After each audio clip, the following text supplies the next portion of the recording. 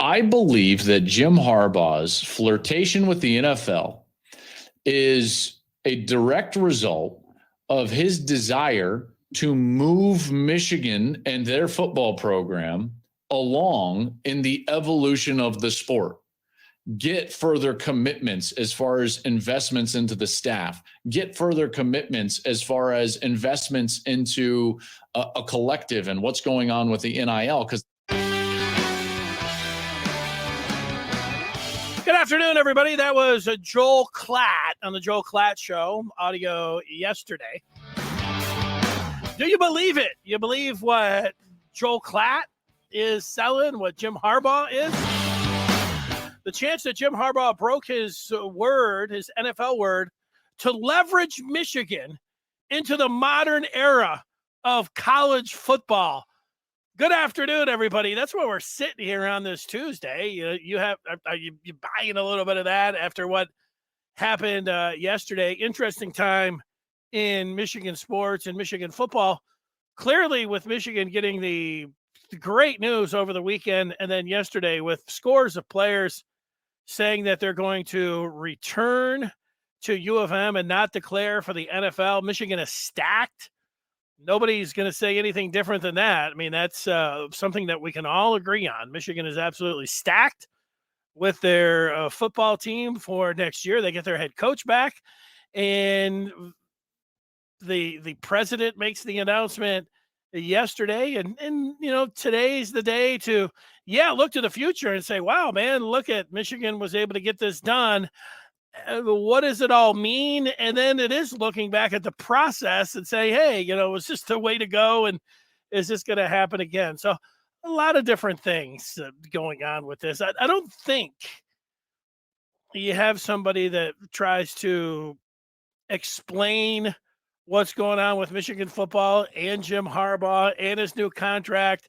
I don't think you can just do it really nice and neat and be like, yep, Jim Harbaugh, he was Michigan had a really good year, so he was going to get a new contract. So he worked at it, had to leverage Michigan a little bit by showing some interest in the NFL so he could sweeten up his deal. That was part of the negotiations. And here we are, ready to go in 23. That's as nice and neat as I can make it. But I don't know if you believe all that. I don't know if I believe all that as we sit here right now. It's one of the things that we're asking you about today. And so, you have any thoughts on it, you can put your thoughts, type them up, and we'll look at them. You can jump on in on Spaces. That's the way we're doing it here on Good Afternoon Michigan Football. We're live weekdays at 1 o'clock talking about the latest in Michigan sports. And as a guideline of how we're going to go today, we'll look at the effect now that Harbaugh is, I don't know if he was ever gone from the fold, possibly leaving the fold. He's back in the fold. We'll look at recruiting and the effect that it could have on the very top players in the country. There's a possibility, it keeps getting talked about. I'm going to put this into the rumor category. If you like rumors, well, you'll just have to stay tuned for that one. Coming up in 20 minutes, a transfer big-time cornerback, possibly the teaming up with Will Johnson in the Maize and Blue. We'll get to that rumor coming up ahead. But we'll start with Santa Ono moving up the Santa rankings and moving in front of Santa Claus on this January. You got to get your Santa joke ready. You got to have at least one. And that's my Santa joke. So it happens yesterday. We did our show, and it was really a celebration of Michigan football as the Wolverines get all of those different players back, 6 or 7 of them, and, to bolster their roster and to defend the Big Ten championship again and be the favorite in the Big Ten. One of the favorites in the country. A chance of going back to the college football playoff. I was just referenced Joel Klatt. And last week or the week before, there were those way too early top 25s. Well, we didn't know about all the players that were coming back. I had Michigan at number 2. This was before Keegan, Zinter. I knew Sandra still was going to be Jenkins. I mean, right. All of these different players. Corum. I think we did it. I don't even know if we knew Corum was coming back when we did the way too early. Maybe. But I had Michigan at number 2. And just listening to Klatt, he had Michigan at number 2. And I don't know what time he taped that yesterday, if he knew the mother load of players that were declaring that they were going to come back for Michigan or not. But, besides Georgia, Michigan looks like, they're the team. If you're going to unseat the Bulldogs from a three-peat. Facts. That's going to be, they say that the offseason narrative, that's the offseason narrative. Can Michigan knock Georgia off their pedestal and win the national championship? Can Michigan get back to the college football playoff? Can Michigan get to the championship game this time? And can Michigan knock off Georgia? That's what we're going to be talking about all off season. But yesterday you had the news with Santa, who gets on Twitter, Santa Ono, and shares that he got off the phone with Jim Harbaugh. And so he wanted to share the great news that Harbaugh was going to remain as head coach at Michigan. And Ono said it was fantastic news. And he communicated it to Warde Manuel, the athletic director. I was like, they're cutting out Warde Manuel there. That's on a lot of people's minds. And that's something that I'm going to address here today about Warde Manuel, however that ended up getting done. And then you'd say, well, do you have a signed contract? And are you sure this is the way Jim, is Jim on the phone telling you this? That's what Santa was saying. But then Harbaugh himself, as he has been doing on Twitter, puts out a tweet, and he says that I'll just read it. I love the relationships that I have at Michigan.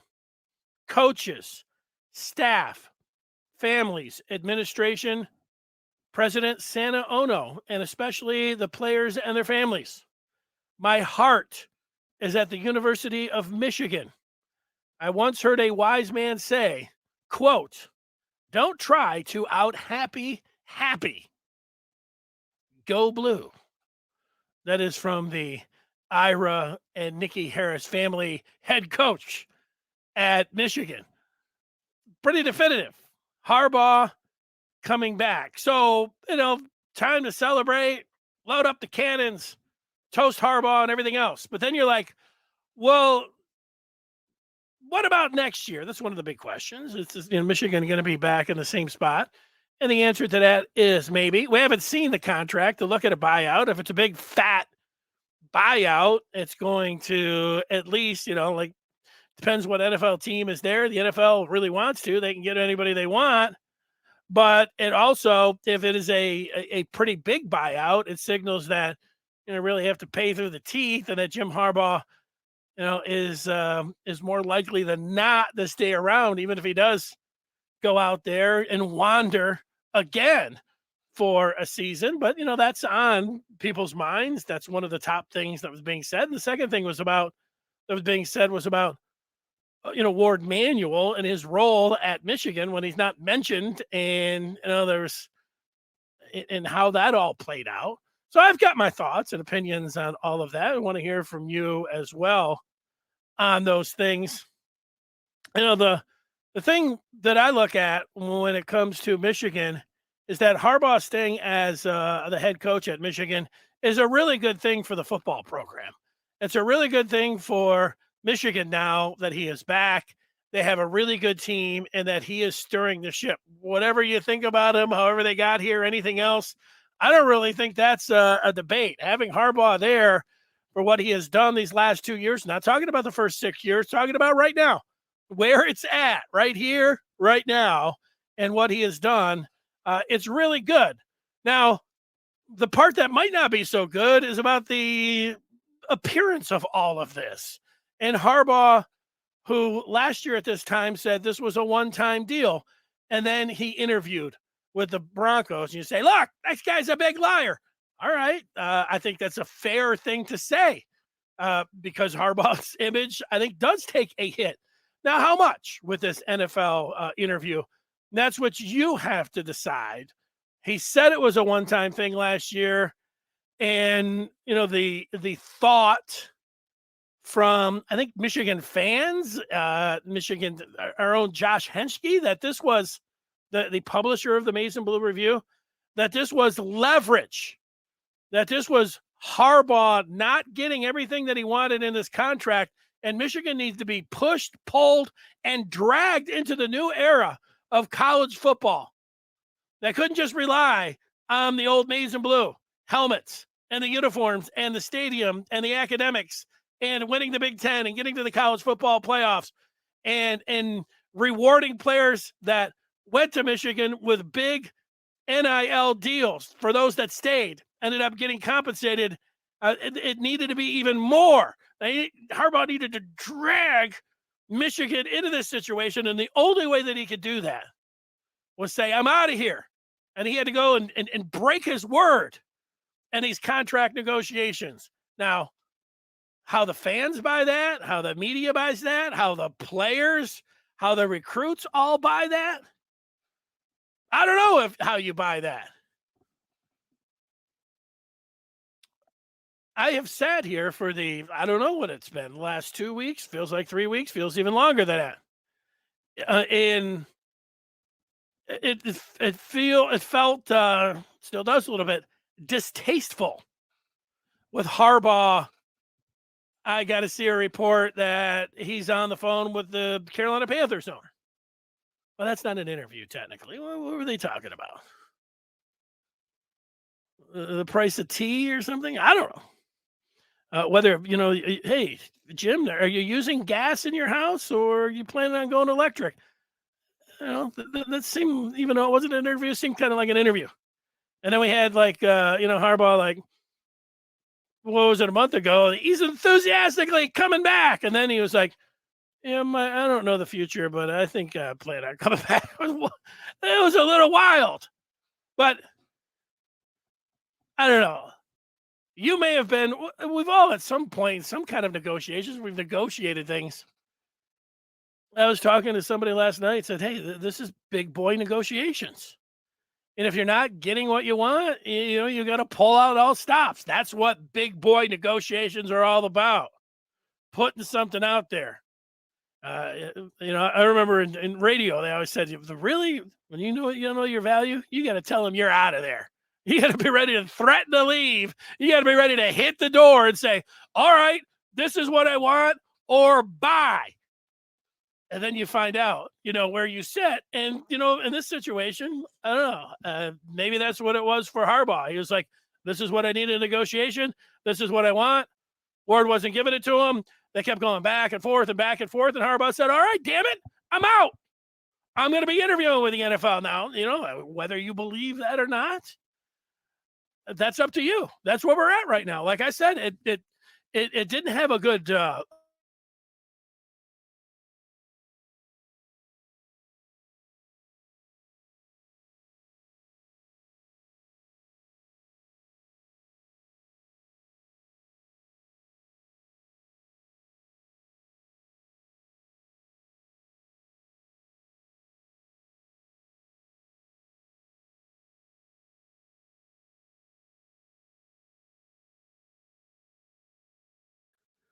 unmute.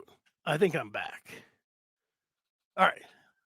For what happened for a second. New Year's Day, I was on for the first 20 minutes.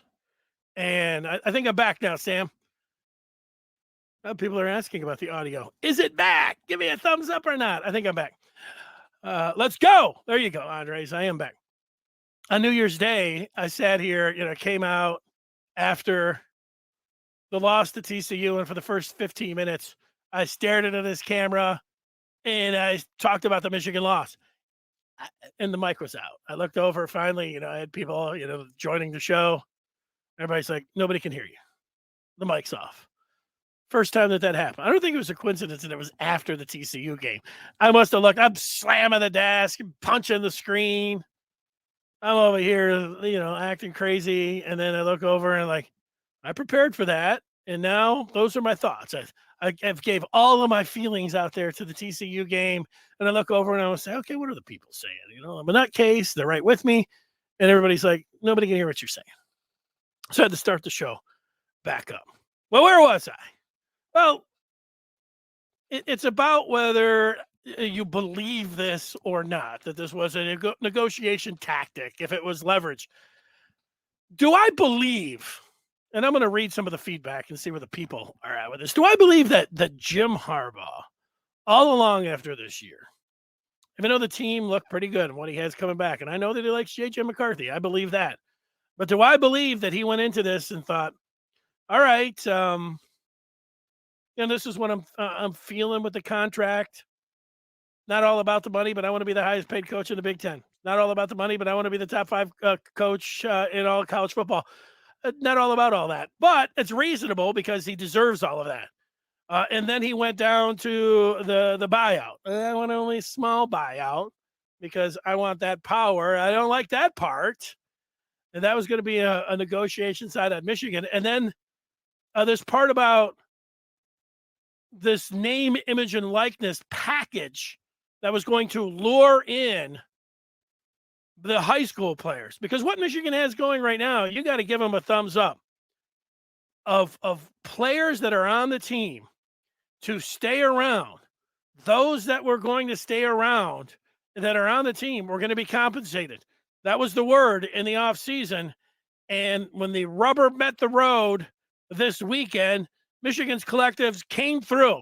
And you have to give them an A+ for Blake Corum, the guards. I mean, right down the line, being able to bring all these guys back. Great job. And so the final step in that is this a way, without saying that you're paying the players up front. Can we just get down to semantics? Say you're rewarding the most highly rated high school players are going to get rewarded financially before they ever take a snap because they have proven themselves at the high school level and they're going to get paid for that. However you do that, however this NIL, and that was supposed to be part of the negotiations here, and Harbaugh wasn't getting what he wanted. So he hired an agent, and the agent was like, you got to threaten to leave. That's the only way they're going to listen to you. Are you believing that? The reason that I'm having let's say I have a hard time, there's a possibility that it could be true. There's many other ways before you fold your arms and say, I'm out of here if I'm not getting what I want. How about your agent goes on and, starts slipping some of these NFL guys, starts slipping some of these college football, starts slipping some of these reporters about, Harbaugh wants to stay here, but they're holding him up on a name, image, and likeness package. Harbaugh would like to stay here, but they're holding him up, and there was very little of that. Now, Josh Henschke had a little bit of that. Maybe some other reporters, I don't read everybody else. Henschke had some of that. But there was none of that. And then it just here's the NFL. That seemed like it was the last card to play. And any way that one was going to go, it wasn't going to be smooth sailing because you look, even if it's all true, you're breaking your word. And a lot of people are like, really? You did this last year, and we had to believe that it was you that decided to come on back, not the Vikings that told you. And now we're ready to believe that, no, you were just all doing this.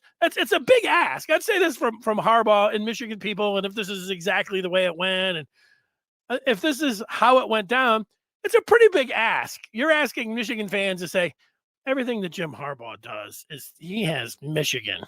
He's got Michigan number one. He's looking out for Michigan. And all this stuff, the way it looks, don't believe that what everybody's saying in the media. You don't believe the naysayers. Don't believe any of that. Don't believe that Jim lied. And if he did, it was for Michigan. That's what we have to believe. This is Jim Harbaugh doing it all for Michigan. So I don't know, do you believe that as part of it? This part about the president and Manuel and Harbaugh all being on the same page. There are a lot of people like, screw Warde Manuel, get him out of here. Obviously, he didn't get along with Jim Harbaugh, dating back to 2020 when he cut his salary, and Harbaugh still has got an axe to grind. Look, I don't know if that's true or not. Here's a couple things that I do know. That back in 2020, that the sentiment for Jim Harbaugh was to replace him. Not from crazed Michigan fans or a lunatic friend. This was Michigan, overwhelming majority, I'll say a majority of Michigan fans were ready to move on from Jim Harbaugh. And if Jim Harbaugh was replaced in 2020 by Warde Manuel, even the people that were in his corner and loved him and said, no, you'd have kept him, it's not like they could have been, oh my God, this is the most ridiculous thing. No, he was given every opportunity there. But Warde Manuel stayed with him. And Warde Manuel should be credited with that. Why would you credit him? He kept him around. And look what happened in this gigantic turnaround. The majority of people would not have done that. The majority of people did not want him to stay around. And Warde kept him around. And look what's happened since. Now, the other part about them not getting along and how whatever hard feelings there are with this negotiation and with what the president had to say and didn't include, he had to go and call the athletic director or whatever else. These guys need to mend the fences right now. You have to have the president and the athletic director and the head coach all rowing the boat in the same way, all being on the same page. There can't be any hard feelings between Warde and Jim. These guys kind of have to have open communication. If they can't sit down in a room and get together, and however you say it's then somebody really does have to go. And that needs to happen as fast as possible. I think the best result is for Michigan to get together and have Jim and Warde, whatever it is, work out those differences. If Jim's ego, like some people think, it was, his feelings were so hurt because his salary was cut in half that, he's just, can't listen. Sometimes you just get, you're against somebody and you just can't go back because of your ego. Well, then they got to make a move. So that's where I'm sitting right now. And I just wanted to give one other part about this. If Jim Harbaugh over the next month or two, and we have 2 weeks till. In fact, we have the 2 weeks tomorrow is the next National Signing Day. And there's some 5-stars out there. We're going to get to some of those guys' names. And there's a 5-star next year. And if this holdout, if this flirtation was really leverage with Harbaugh using the NFL to get what he wanted to pull Michigan into the new era, he's playing chess, not checkers. There's that possibility. And if that comes true, then I'll have to change my opinion and say, wow, Harbaugh, man, you're really something, man. You really did it. Look at you. And if that is the case, like Michigan's pretty close to the mountaintop right now. If Michigan gets an NIL package together that is going to attract 5-stars and top 100 recruits, that's the last hurdle. You're there, folks. Michigan is, how does it feel? You're on the mountaintop. And yeah, they'll have to go out and get to the college football playoff again and actually win the championship. Those aren't small things, but they're doable. But the future will never be more bright if this ends up happening. And I'll have to go back and say, wow, Jim, man, you really are the GOAT and the way you're doing this. But let me say that's not how, like I said, it's not how it felt. My approval rating right now of the future of Michigan football with Jim Harbaugh at the helm and him coming back is a 97 out of 100. What he's been able to do the last 2 years and have Michigan in the position that they are for next year is almost 100 out of 100. I leave a couple points out of there because one, you have what's going on with the name, image, and likeness. Now, maybe this is why this all went down, and Jim Harbaugh is pulling Michigan into the future, and I'll have to bump that up to a 98 or 99. And then we have him catching that level 1 violation with the NCAA. I don't know what all that's about. I don't know with him hanging up the phone or, buying a couple tacos, a chicken sandwich for people. That's the other part about this. But if it's one of those things, there's some technicalities, Harbaugh being a jerk on purpose because he hates the prove a point, he caught a level 1 I don't know. But that's why it's not 100 out of 100. And so that's where it's at. But this process for me, the approval rating of Harbaugh and Michigan on this process of getting this new deal done, where he's putting out tweets that don't sound like ambiguous. He's saying those who stay will be champs, and then the next day he's interviewing with the Broncos. I mean, that was very distasteful. And I give Michigan and Harbaugh a 30 out of 100. Now, maybe he was playing big boy negotiations, and that's what you got to do. I don't know. Some people feel pretty confident that that's exactly what was going on. Others are like, are you kidding me? Harbaugh could tell you to jump off a bridge. Well, look, if Harbaugh tells me to jump off a bridge and I do it and I don't get hurt, and I don't know. Bad analogy. Let's see what the people are saying about Harbaugh and the negotiations. And if you're just feeling like everything's great and that, Harbaugh is doing this all to take Michigan into the future. Richard doesn't care about the politics. He's just glad that Jim Harbaugh is back. And look, that's the easiest way to do things, Richard. Hey, all this, big boy negotiations and he's NFL and this guy's saying that, he's back. Let's see what Travis had to say. He did not enjoy Donovan's quotes, and M Live today seems to be upset Blake is returning and still wants his carries. So much for a team player. He also insinuated he will be off to the NFL next year. Travis, I did not see those Donovan Edwards quotes, so I'll have to look for that and see if I agree with what you're saying about you saying he seems to be upset. I'll read those myself to see exactly what he says. Account 22 is not agreeing with your assessment of those quotes, because he says Edwards said, quote, Blake was the missing piece we needed to win the Natty. So we'll see.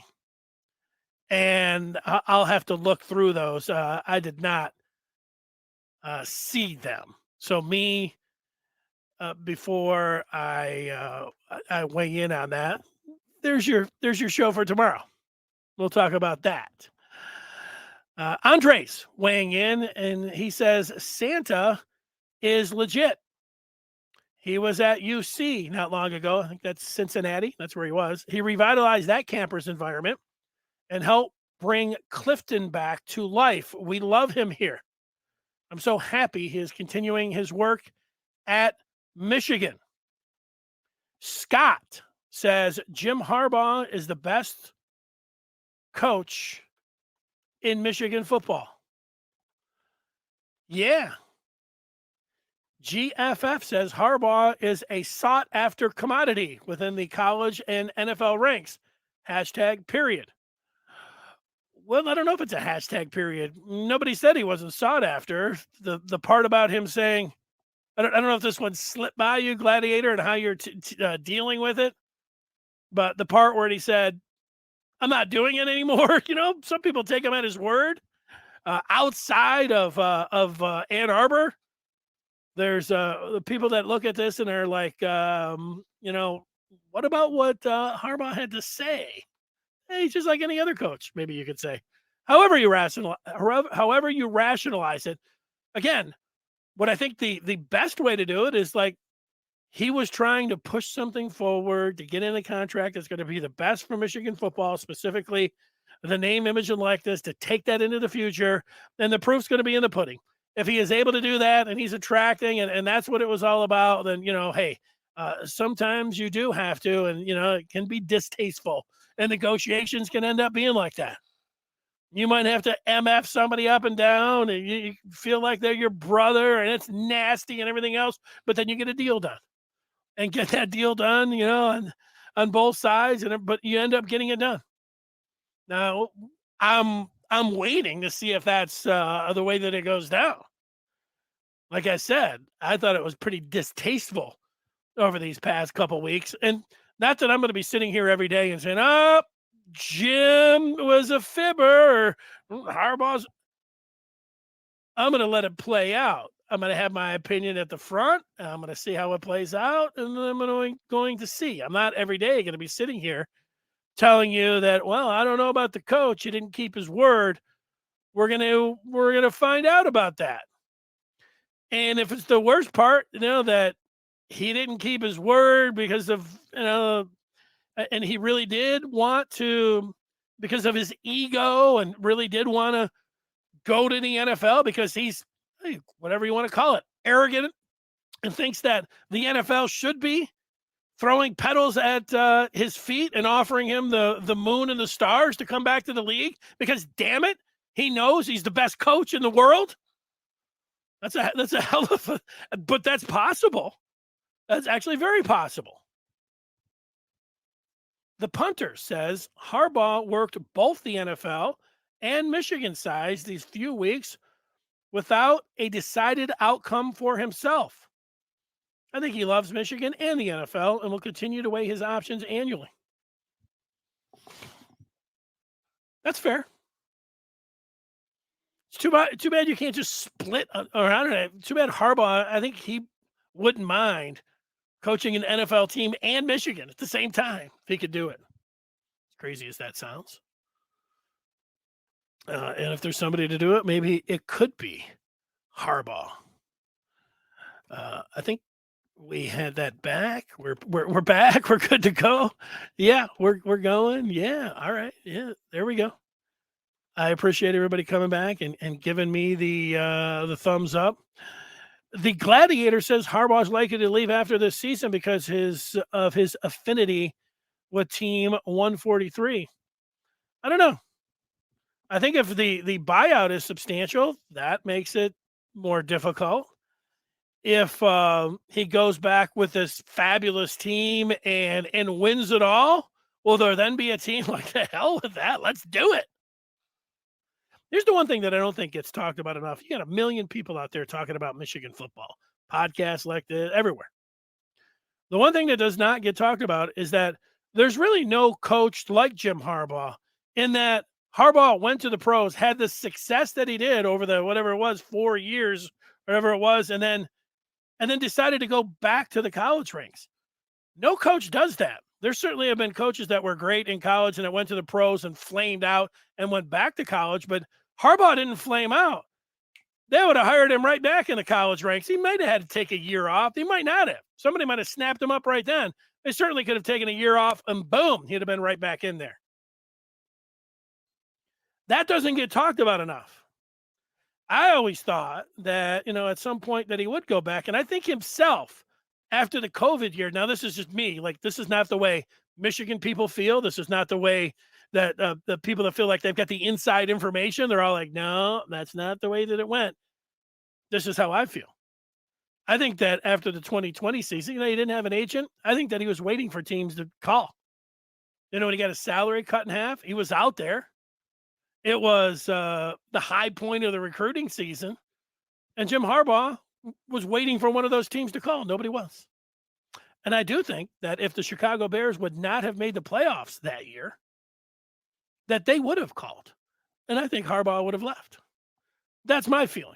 No, I'm just giving you my feeling about that. Everybody that I've talked with that is close to Michigan and, they're insiders and all, they don't believe any of that. Oh, that's not what Jim Harbaugh was doing. Okay. And then last year, however you believe it, whether it was the Vikings that sat down at the table and are like, we're out of here. Or if it was Harbaugh, I was like, this isn't, whatever. However that went down. I mean, he had a foot out the door. He damn near took the Vikings job.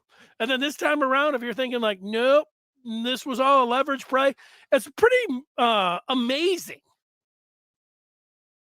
If you believe that, and a lot of people believe this, and this is actually what I think is being sold to Michigan fans.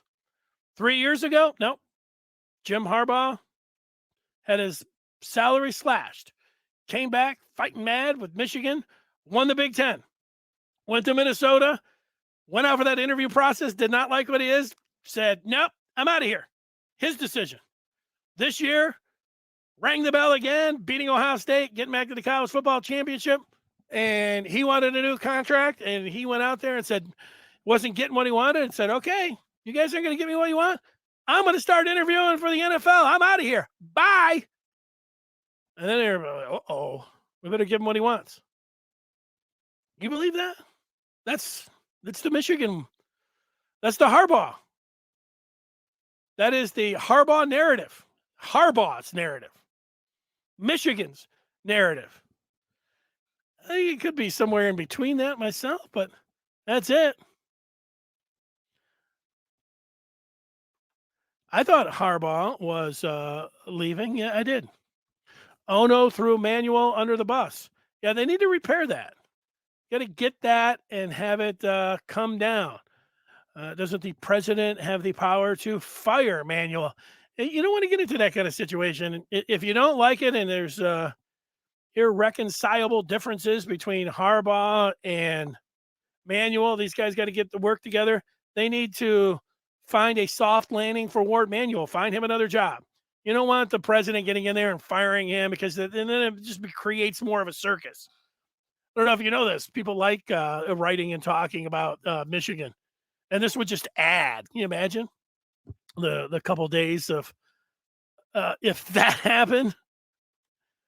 Andre says, how about getting that Big Ten commissioner's job? Well, nothing would be a softer landing for Warde Manuel than getting the Big Ten commissioner's job. That would be a nice soft landing for Michigan. Travis says we might have 10 players go to the NFL after next year. 23 is our quote unquote all in year for the Natty. Well, what you said here, Travis, might. It might be. And Michigan might be reloading. Michigan may be able to hit the transfer portal at their luxury. Michigan may be in play for big-time recruits. And we're ready to find that out. Here's one I have circled. Nicholas Harbor, 5-star. He's going to make a decision over the next 2 weeks on where he's going to school. If Michigan is able to land Harbor, this is good news for the Maize and Blue.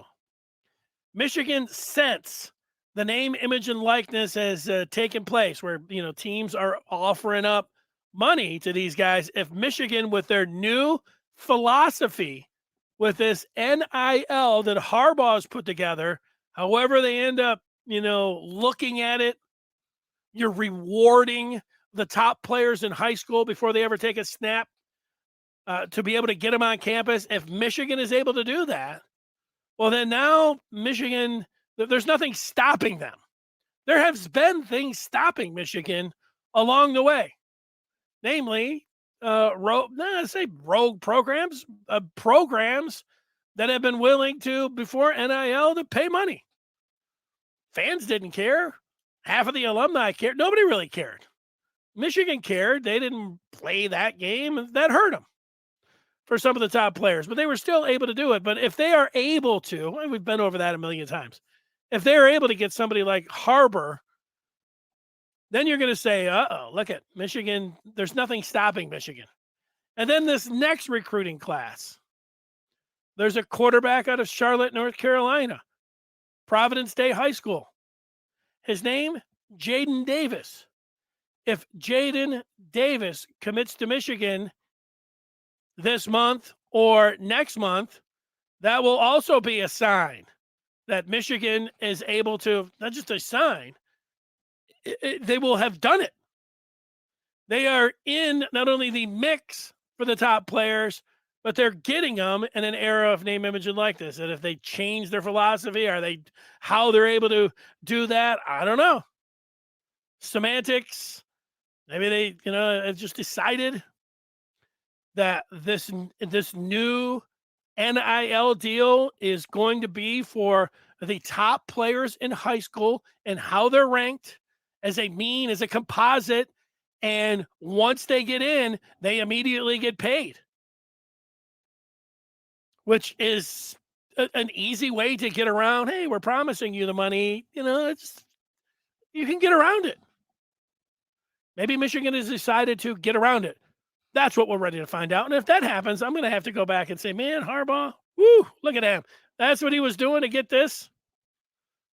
That's what people are saying. Michigan needs to get on the same page with their president, with their athletic director, and their head coach. I do apologize for people that were tuning in, and I know I've been all over the place. You know what happened is the day that I saw him where he put out it was after him talking to the Panthers, and even though it wasn't an interview, to me it's like, that's an interview, even though it wasn't technically an interview. And I'm thinking, that's, he's doing this where he could come off and say that he really isn't. He's gauging the interest. I think that he really did want to go to the NFL. I do think he has an NFL interest. But then when I saw him come out and use Schembechler's "Those Who Stay Will Be Champions" and then put his name and signed it underneath, I thought, oh, he's back. But then when I saw when he was interviewing with the Broncos and broke his word, then I thought, I was having a hard time holding the line. I thought he lied. But in my defense, negotiations can be nasty. Sometimes you have to do some nasty things to get who you want, to get what you want. Who starts at tailback next season? Well, I don't think it matters who starts at tailback. What matters is who gets the carries. And I think that they can split them up, like give each of these guys 18 to 19 carries per game. Teams pretty much rotate backs anyways. You can find, look, these guys were both great this year. I would look at it without, seeing what Donovan Edwards had to say or Blake Corum. Blake just wants to show they both want to win, I would say. Again, both want to win. Both want to get to the NFL. Blake wants to show that he can, get back to 100%. One thing that this next season is going to afford Michigan is, I could play running back in a few of those games against East Carolina, UNLV, and BG. The point there is that if they don't need to rush Blake Corum back, maybe the preseason will be Donovan Edwards. And if Donovan Edwards is running for 200-300 yards a game, I don't know how many, I'll guess that Donovan Edwards is the starter for the opener against East Carolina. That would be my guess because of Blake coming back from the knee injury and that they're not going to really need him. And really, so they start the Big Ten. So that affords you an extra month before you really have to get him in there. And then, if Donovan's going crazy, which he will against those teams right there, he could be the starting running back for the majority of the season. So I'll predict Edwards will be the starter game one. That's where I'm at with it. Okay. I want to tell you about the rumor. We need to get to that. you saw all those players that were coming back last year. I liked Trevor McHugh put up a nice graphic for Maize and Blue Review on Twitter. If you build it, they will come back. Like the great baseball movie, Field of Dreams, and you have the Michigan players emerging from the corn. And you see not only, Sandra Still and Corum, and as they come through here, some of them are kind of fading as they emerge as kind of ghosts through the corn. Great job there by McHugh. I really like that one. I use that one to tell you that you want to know what's going on with Michigan, all of this stuff inside. You want your questions answered. You want to know what's going on in recruiting up to the minute over these next 2 weeks.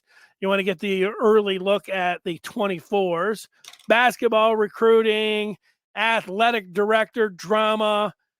Be in tune with Michigan in 2023. Join the Maize and Blue Review. Go to michigan.rivals.com and make that happen. Subscribe to the Maize and Blue Review.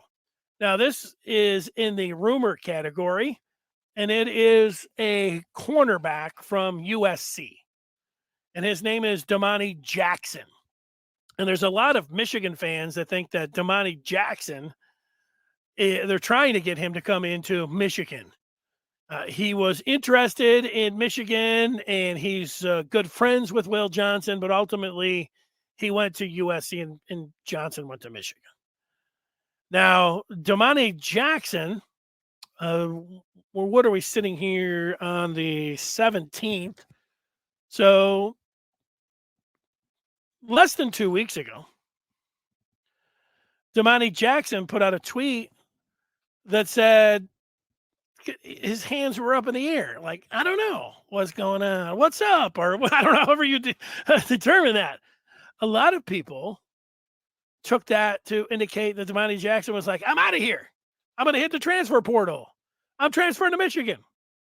And I looked, and I wasn't able to, and maybe this is just me with my social media skills, I wasn't able to find that. I thought that there was some kind of Instagram post where Will Johnson had, I don't know, liked something or other about teaming up. I just didn't see that, or maybe it's been deleted and I didn't see somebody with the screenshot or everything else. I put a little work in on that. I just couldn't find it. The point is that, Michigan's got a lot of opportunities. They only lose Mozzie Smith at defensive tackle and DJ Turner at corner. So thinking about getting a guy like Damani Jackson, you can understand how people would be excited about that. He was very highly rated. Now, the transfer portal closes tomorrow. So this is why I have this rumor up here. His name's being bandied about a lot. Like, oh, yeah, it's going to happen. It's going to happen because of some things that are going on the internet about with emojis and Jackson. But, we'll know by tomorrow. I don't exactly know when that portal, if it's like 4 o'clock or if it's at midnight tonight or if it's midnight tomorrow. I would guess it would be midnight tomorrow. So maybe, you have until tomorrow night at midnight to have your Damani Jackson dreams of him teaming up with Will Johnson. Now, even though the portal closes, it opens back up after spring ball in May. So there's another chance of the portal popping back open. And look, you want the best players, always a chance. You take a look at it. It'll be exciting. Something to monitor over the next few hours. And then, always looking at the depth chart and going into spring and thinking, all right, maybe that's something that Michigan can do and somebody they can get. So that's it. That's where I'm at. Let's take some feedback from the people on Michigan, whether it's on Harbaugh, what you believe, recruiting, name, image, and likeness, any of it.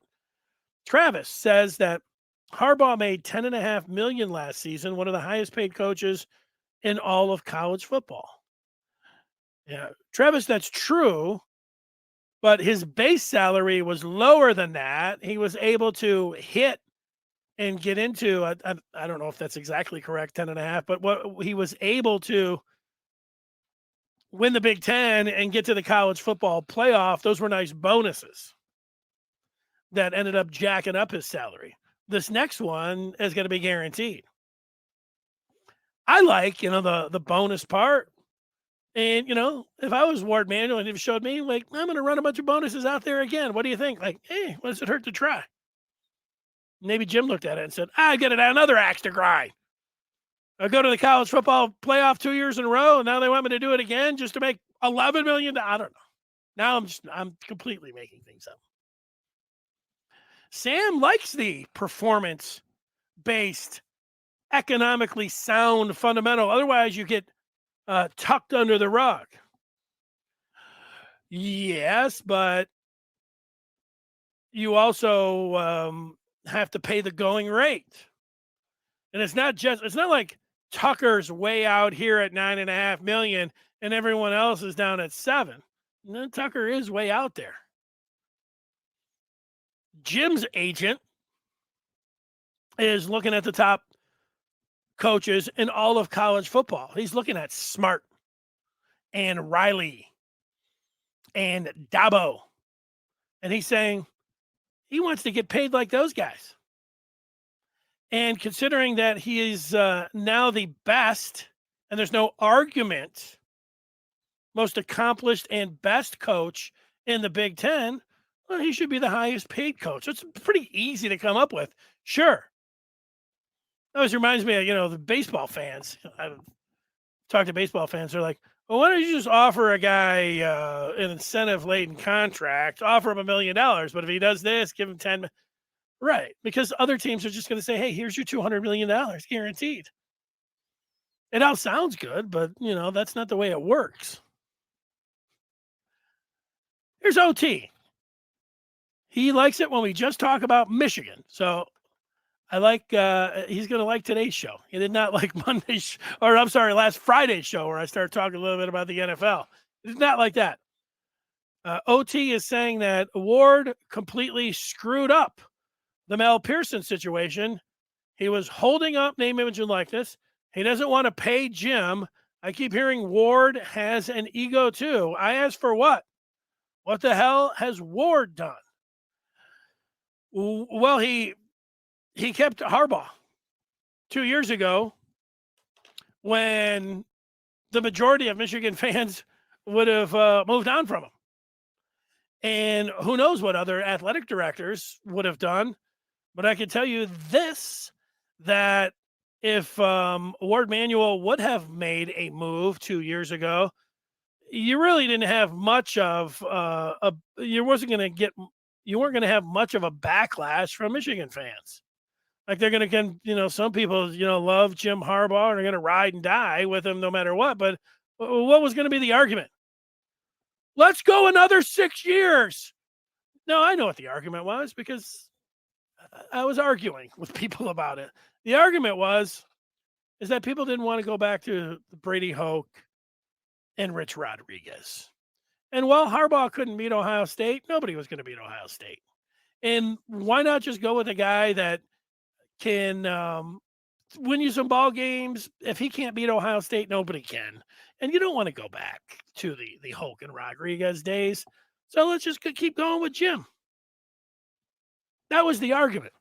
The other argument was he's had 6 years. Move on.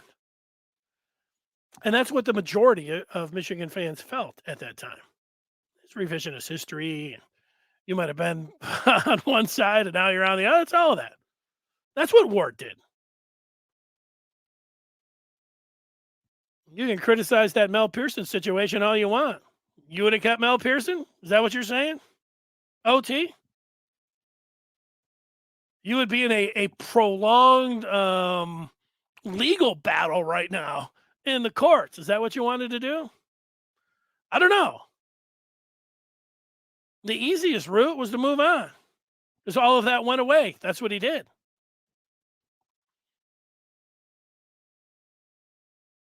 You telling me you would have stuck by Mel?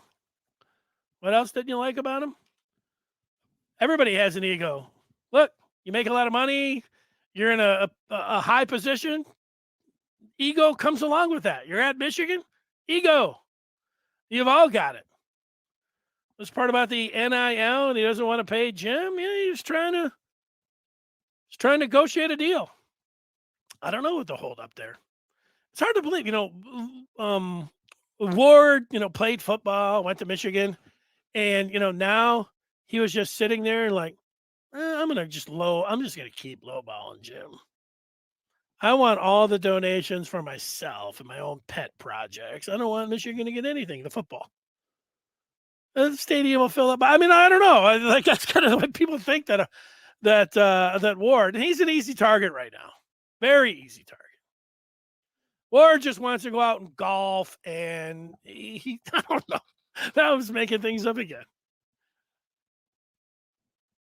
Let's see. Couple more here. Eddie agrees with you, OT. People asking about my shirt. This was a Christmas gift. I knows it just now. Hopefully it'll be fitting a little bit slimmer in the days and weeks ahead. Todd is talking about JJ. He will be interesting next year. Major stride or the same? Well, Todd, I would think that J.J. McCarthy would take a step forward.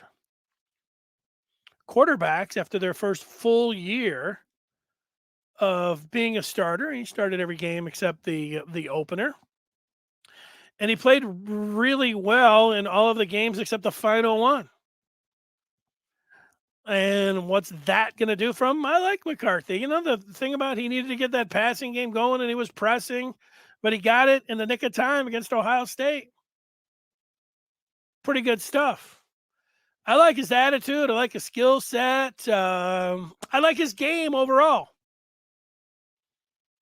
He, along with Caleb Williams and Michael Penix and May from North Carolina, he's going to be first or second team All-American. I'll put him in front of Penix. The hell. Caleb Williams and J.J. McCarthy, preseason All-Americans. Or can you only have one quarterback? So I'll put him at second team All-American. I'll put him at first team All-Big Ten. I'll put him at offensive player of the year in the Big Ten. What about Donovan Edwards? What about Blake Corum? That's right. Those are things you're going to have to deal with. One thing about Harbaugh, and maybe he is some master negotiator and all this. Like I said, we're going to have to wait and see, but he's pretty good when it comes down to the accolades and getting everybody and figuring out the carries and everybody going for the team. He's good at that. He'll be fine. They're going to be fine figuring all that out. When your problem is, hey, who's Michigan going to be pushing for Big Ten Offensive Player of the Year? Is it going to be McCarthy? Is it going to be Donovan Edwards? Is it going to be Blake Corum? Those are great problems to have. I think, kind of like when you're voting, you get over here and you get some guys that will split the vote sometimes, and then it's able to help somebody else out. So for me, I think that looking at it from a media standpoint, these are the people that are going to be voting for this, they'll say, yeah, I really like Corum, but I really like Edwards too. These guys are going to steal each other's votes. I'm going to vote for J.J. McCarthy. Plus quarterbacks, they usually get that extra shine anyways because they're the most important players on the team. J.J. McCarthy will be your preseason offensive Big Ten Player of the Year. He will also be the one that will be pushed for the Heisman Trophy for the Maize and Blue Review. Now, Michigan's identity is going to be running the football, and if he doesn't throw it that much, he could get passed up by one of those two. There's no doubt about that. But if you're worried or thinking about that, or you're just a big Michigan fan and like stuff like that, that's how that's going to play out. Thanks, Sam. Hit that like button. I like when I go and look after the show, and you may not know this, but I put down what we're talking about. And so you're able to sift through it if you want to go through and, oh, he's talking about basketball there, whatever. I do a rundown in the show. I do that both on the podcast and on YouTube. But I see how many people have hit the like button. And so if somebody does hit the like button, I'm like, I like that. I like that. Not to sound like Kirk Cousins, but I do like that when you hit the like button. I also like when you subscribe to the Maize and Blue Review podcast. I also like when you comment and rate. You know what I don't like? I listen to podcasts myself, and maybe I should do more of this. But when they're just hammering you all the time, like, subscribe, rate. It's like, okay, you've already said that like 4 or 5 times. If I like it, I'll like it. And I'll probably subscribe.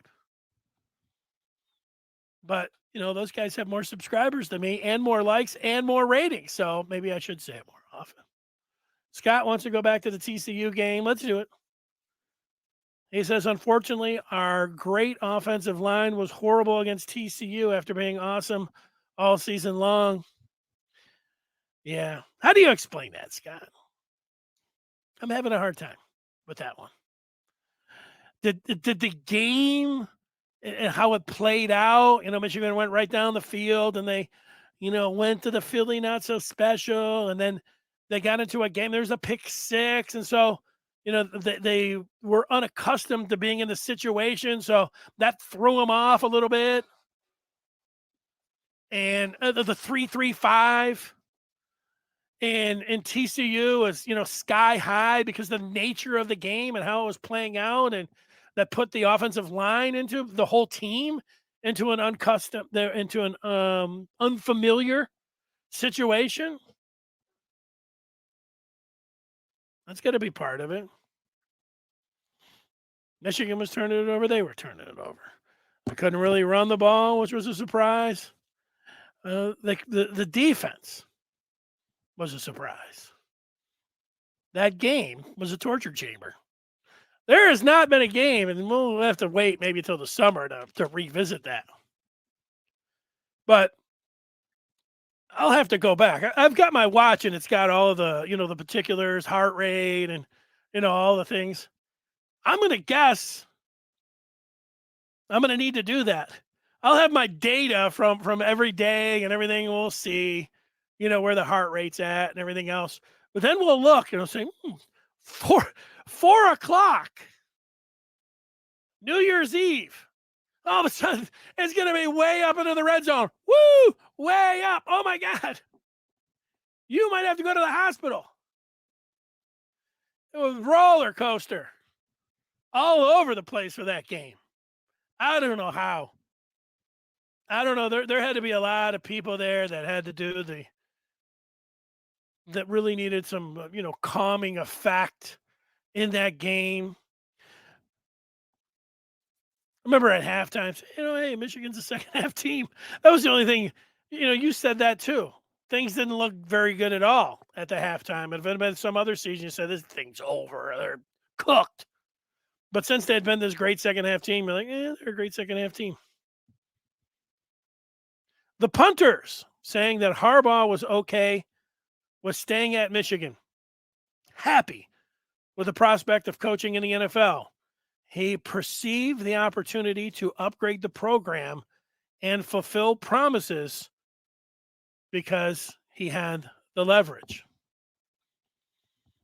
All right, punters. I mean, that's the Michigan narrative. Let's go.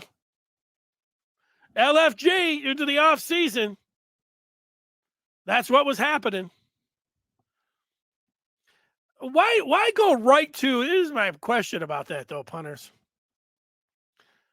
Why go right to the deal maker? Why not try a bunch of other things that doesn't put you in the crosshairs of people saying, this guy broke his promise? Why not have your agent work a couple different angles behind the scenes with some people in the media and say, this is what he wants, this is what he needs, and have people do that work for you? Why jump right to the end and say, you know what? Let's play our card. Let's play our big card. We're out. Damn it. Call up the Panthers. Get the Broncos on the computer. We're out. Why not try some of that other stuff first? That's the part. Because they didn't do that. I would think that. Is that what he was telling his agent? Was the agent just like, oh, we don't like what we're getting. We're stonewalled. Let's go right. Let's play hardball right away. Let's, forget about Jim. Forget about all this other stuff. Let's play our ace. That's the way you do it. Is that the art of negotiations? When you have Jim Harbaugh? Let's get right down to it. Let's play our big card here. Jeremy's playing his big card. His big card says Jim is the ultimate competitor who wants to win championships. I agree with that. In the NFL, everyone has to follow the same rules. Jim is doing this with a low budget for assistants, academics, and name, image, and likeness. Yeah, well, let's not make it sound like, Michigan's some like poverty and anything else. And they have kicked it up academic-wise where they look like they can get in with some transfers, so that's different. Their coaches, like, how could there be some kind of sticking point? This is the part I don't understand. Sure, you lowball them, you put the contract out there, but when Jim's like, look, he holds out his hand. He says, see the championship ring? I got one just like that from the year before. You want another one? We got to pay our assistants. They deserve, like I deserve to be the highest paid coach of the Big Ten. They deserve to have the highest assistant coaches' salaries in the Big Ten and in the country. How is that even not being negotiated? No, what? That seems obvious. So I don't know about that. What kind of negotiation? Like, again, you put it out there if you're Ward, but when Harbaugh's like, what? When his agent's like, we're winning. This is a Ward. It's 2022, not 2020. Let's check your calendar. You want to be respectful. Say it respectful, not like that. But, Jeremy's acting like Michigan's in the poverty. They've got a low budget for assistants. I don't think that's true. The academics, that's changed. Look at how they did in the transfer portal this year. And now NIL.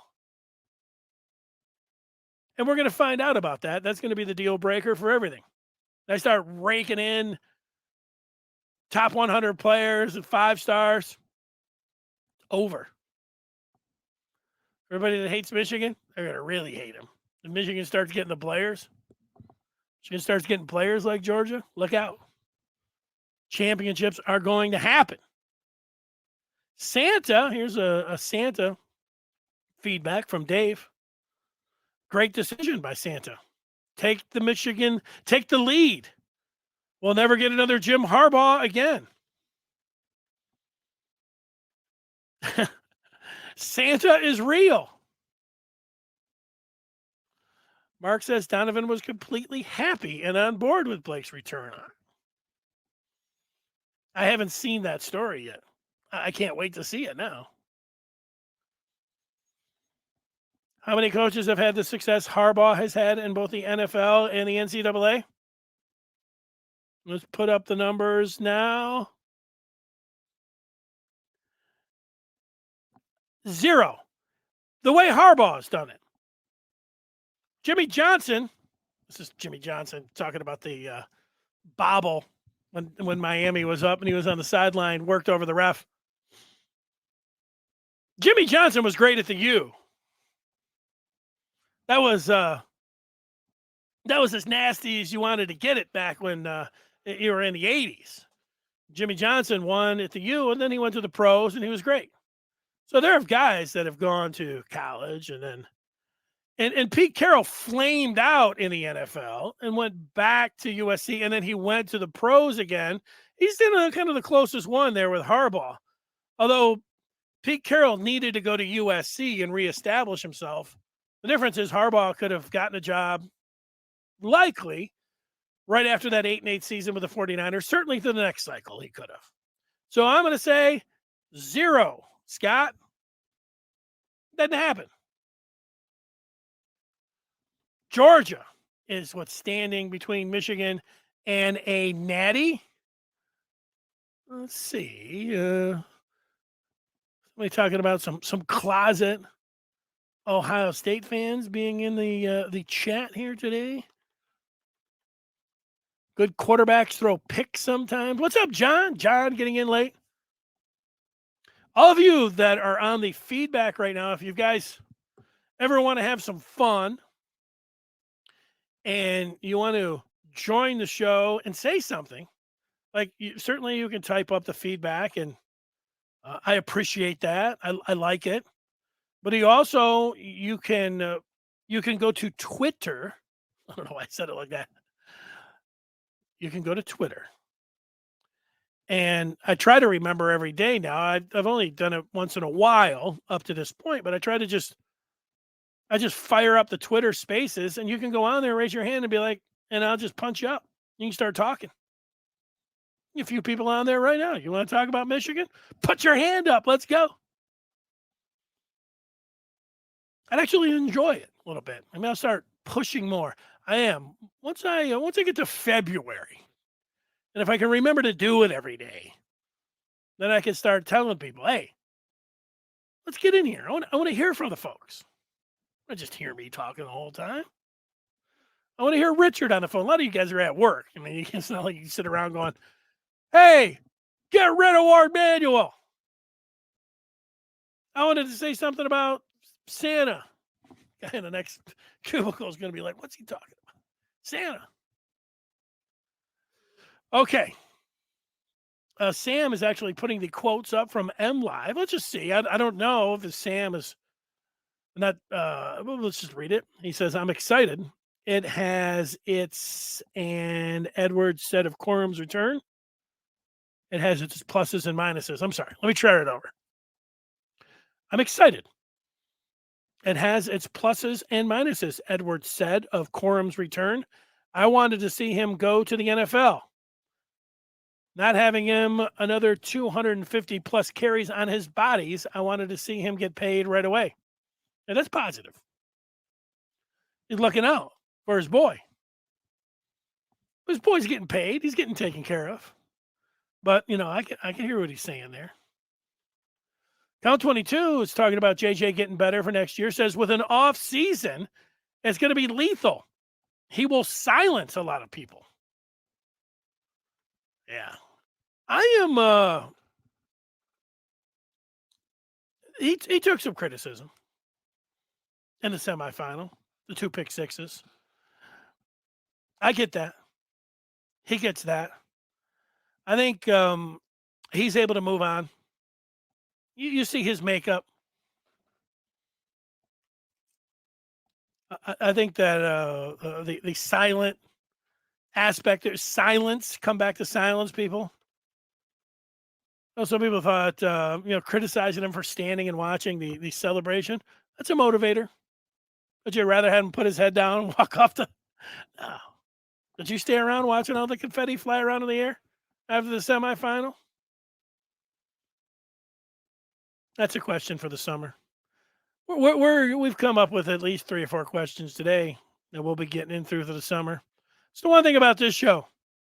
Everybody has a show during the season where they're, hey, let's talk about the games. We'll be doing this once it's warm out. Once we get into the spring and people are, talking baseball, we're going to be talking about the 2 deep at guard. This looks pretty good, actually, right now. We'll be talking about the spring game a month before and a month after the spring game. I'll be going to the spring game if Harbaugh lets me. If he lets anybody, it's not like I'm going to sit out in the stands. I was there last year. It was awesome. I'm looking forward to it again. At this point here, I have people seeing if there's anybody new running through anything, because a lot of people are talking amongst themselves, and I've kind of lost it there, which I'm sorry about. William says you don't need 18, 19 carries apiece. Edwards can be way more involved in the passing game. Nice point, William. You could put him out there at wide receiver, put him into the slot.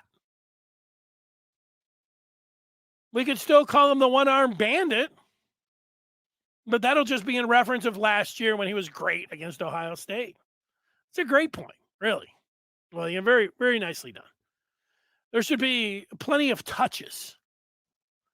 You don't have to get the carries if you're Corum. Get Edwards, and what's going to make him more valuable in terms of the NFL? They'll be like, oh, this guy ripped off 75 and 85 yards against Ohio State in the fourth quarter to win the game last year. Now he's split out, and not only is an outstanding running back, but now he's doing like he did when he was a freshman against Maryland, catching 10 balls for 170 yards. I mean, maybe this guy's a first rounder. Maybe Donovan Edwards is a first rounder.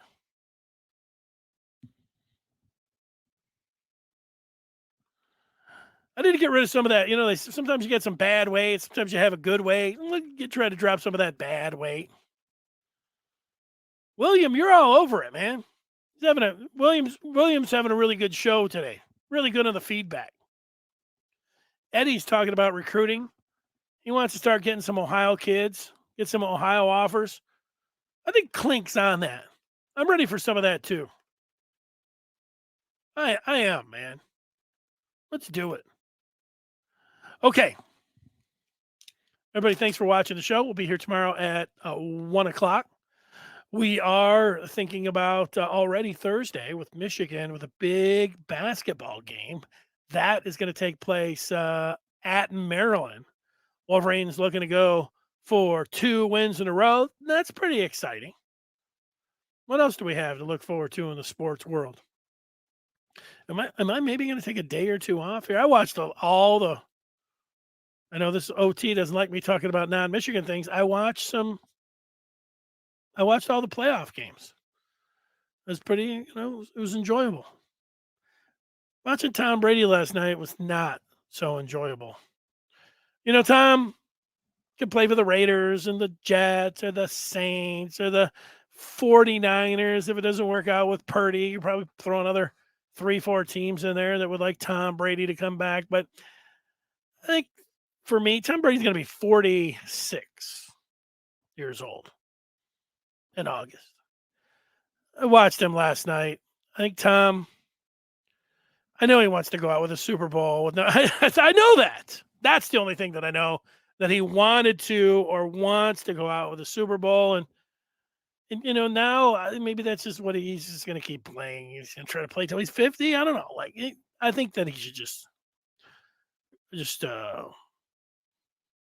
ride off into the sunset, into the broadcast booth, is the greatest of all time. That's my recommendation for Tom Brady. Who knows about a predict? I mean, does it matter if I have a prediction? I predict that he's in the broadcast booth next year. I predict that I will be in the Peach Mountain Studio broadcast, the Peach Mountain broadcast studio tomorrow at 1 o'clock. We'll talk with you then. We continue this conversation on the Maize and Blue Review posting board, the Den. We'll see you over there. Till tomorrow. Thanks for joining us. So long, everybody.